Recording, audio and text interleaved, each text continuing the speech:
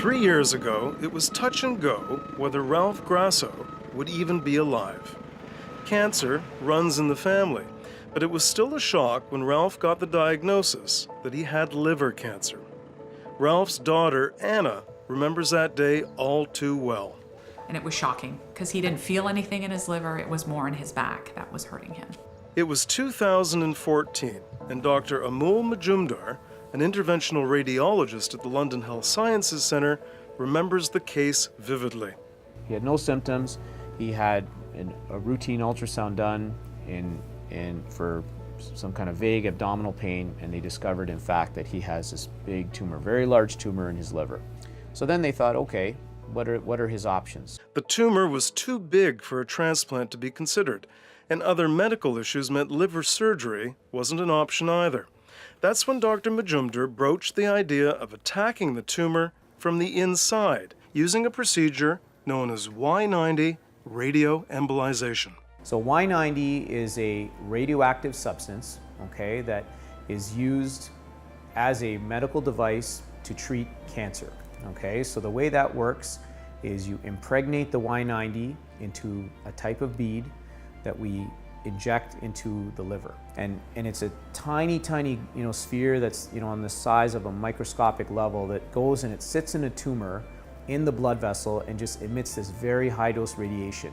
So it's kind of like going inside the tumor and punching it from the inside out. Today, Dr. Majumdar is performing the same procedure on another patient. With approximately 700,000 new cases of liver cancer diagnosed every year around the world, and about 2,000 in Canada alone, Y90 radioembolization is the new, less invasive frontier in fighting cancer.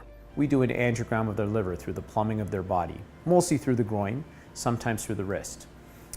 Once we've done that kind of angiogram to map out people's anatomy, we're able to plan and calculate doses of radiation using the Y90 product.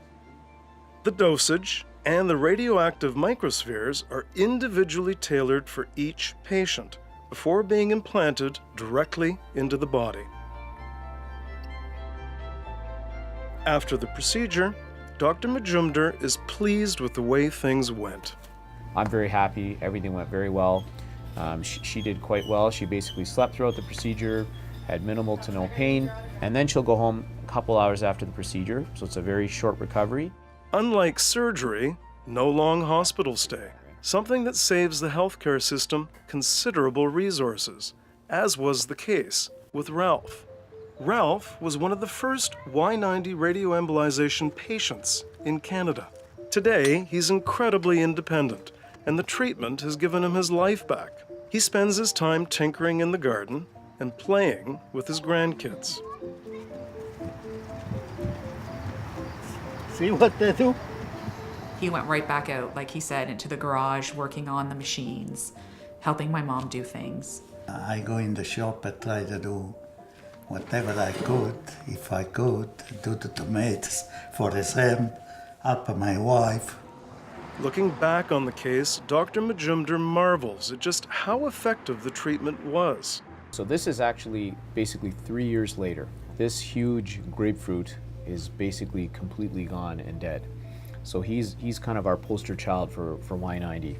We've taken a large tumor, okay, that in a person that was not a surgical candidate, and we've essentially cured them.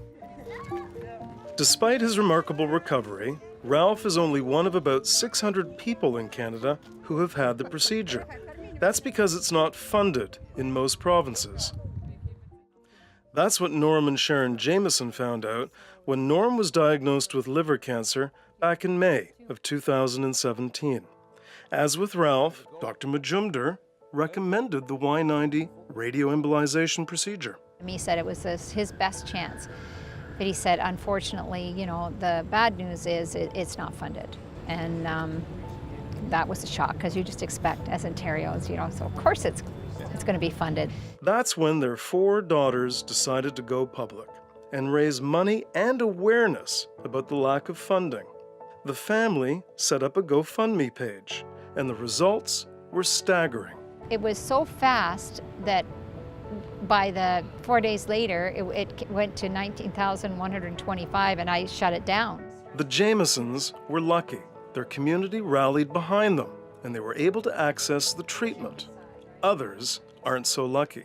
It's very difficult to see a patient in your clinic and want to offer them a therapy that they just cannot afford. It's very frustrating. And knowing that if they lived in another province, not even another country, another province, that they would get that therapy. That's very frustrating. It's only been a few weeks since the treatment, and today Norm is back for a checkup. But the former MPP's message to his colleagues at Queen's Park is clear. If he sat down and looked at his dollars and cents, how it works, all of that, there's no reason why it shouldn't be approved at this point. I'm not fighting for myself. I'm struggling for the people that would like to make that choice. A choice some other provinces have made, and Dr. Majumdar says hopefully the rest of Canada will follow. The outcomes are there to support it. There's more literature and scientific data available now in 2017 than there's been, even back when it became available in those provinces. So the evidence keeps mounting, higher and higher that this should be available for patients in Ontario.